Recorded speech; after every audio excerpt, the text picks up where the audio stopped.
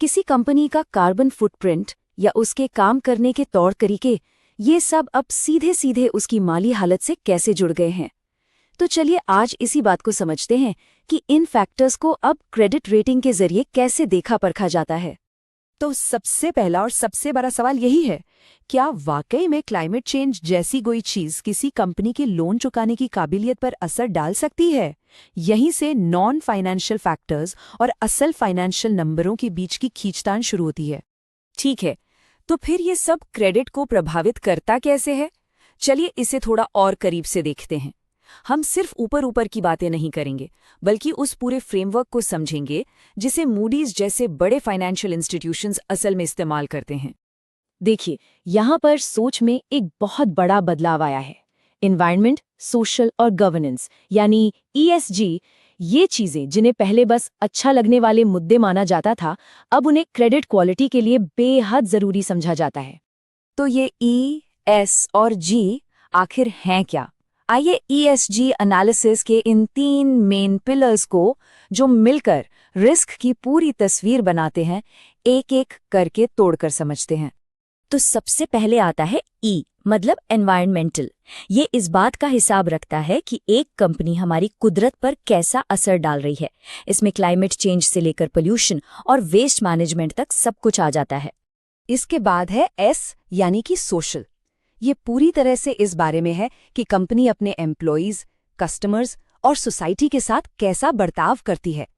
मतलब क्या काम करने के हालात ठीक हैं, हेल्थ और सेफ्टी का ध्यान रखा जाता है या नहीं, ये सब। और आखिर में आता है G, गवर्नेंस। इसका लेना देना कंपनी को चलाने के तौर तरीकों से है। क्या बोर्ड की बनावट सही है? क्या कंपनी की पॉलिसीज में पारदर्शिता है?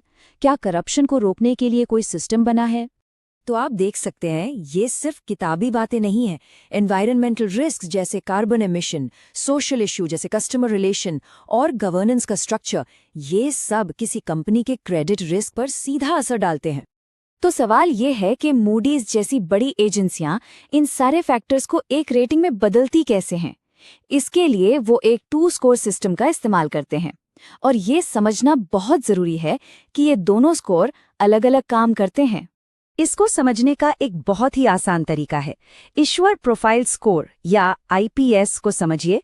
मौसम का पूर्वानुमान ये बताता है कि किसी कंपनी पर ESG से जुड़ा तूफान आने का कितना खतरा है।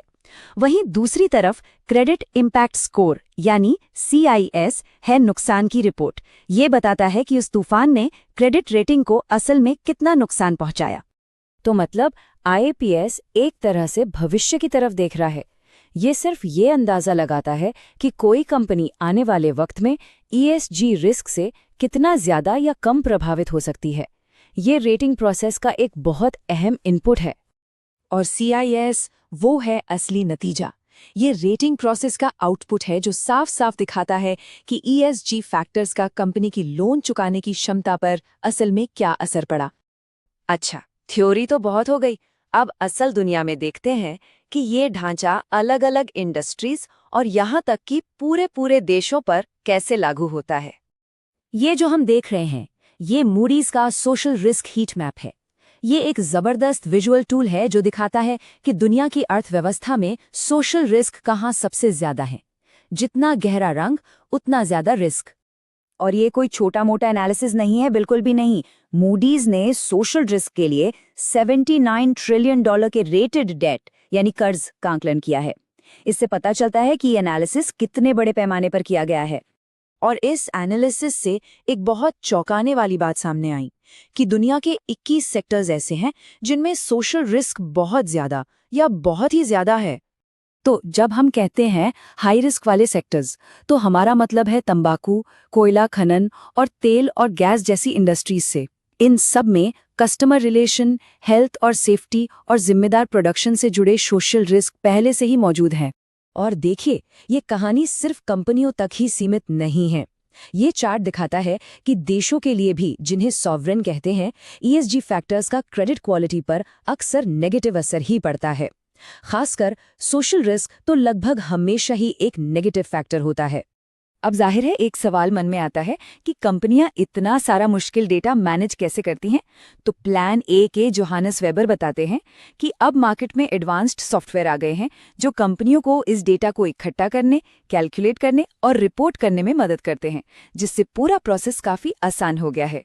तो मतलब सबसे ज़रूरी बात जो हमें समझनी है वो ये है कि ESG अब कोई साइड की बातचीत नहीं रही। ये फाइनेंशियल रिस्क एनालिसिस का एक मेन हिस्सा बन चुका है। अब कंपनियां इसे नज़रअंदाज नहीं कर सकती। और ये हमें एक बहुत बड़े सवाल पर लाकर छोड़ देता है।